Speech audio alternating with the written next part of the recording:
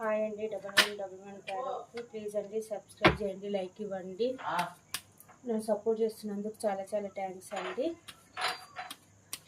Cards కనిపిస్తున్నాయా?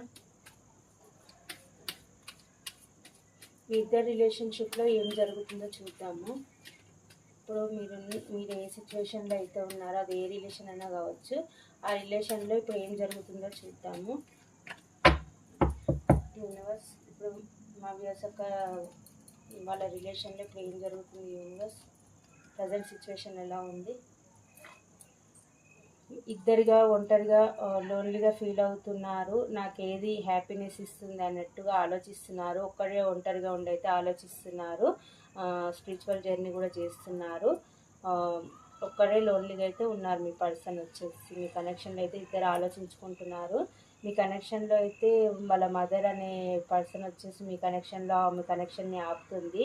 ఇద్దరి మధ్య తేడాలు కూడా ఉన్నాయి, ఇద్దరి మధ్య ఇల్యూజన్లు కూడా ఉన్నాయంటే సీక్రెట్స్ కూడా మెయింటైన్ చేస్తున్నారు అన్నట్టు కూడా అనుకుంటున్నారు.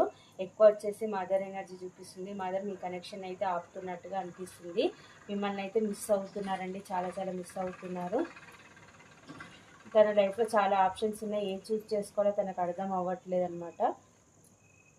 మీ దగ్గర ఎమోషనల్ నీడ్స్ ఫుల్ఫిల్ అవ్వట్లేదు, మూవ్ ఆన్ అయి వెళ్ళిపోవాలన్నట్టు కూడా థాట్ అయితే ఆలోచిస్తున్నారండి వాళ్ళు.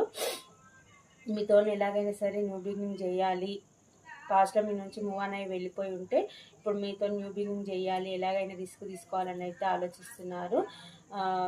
మీరు సెల్ఫ్ లవ్లో ఉన్నట్టున్నారు, మీ ఎనర్జీలో మీరు ఉన్నారు, మీరు ఎవరిని చేయలేదు, మిమ్మల్ని ఒక రాణిలాగా చూస్తున్నారు.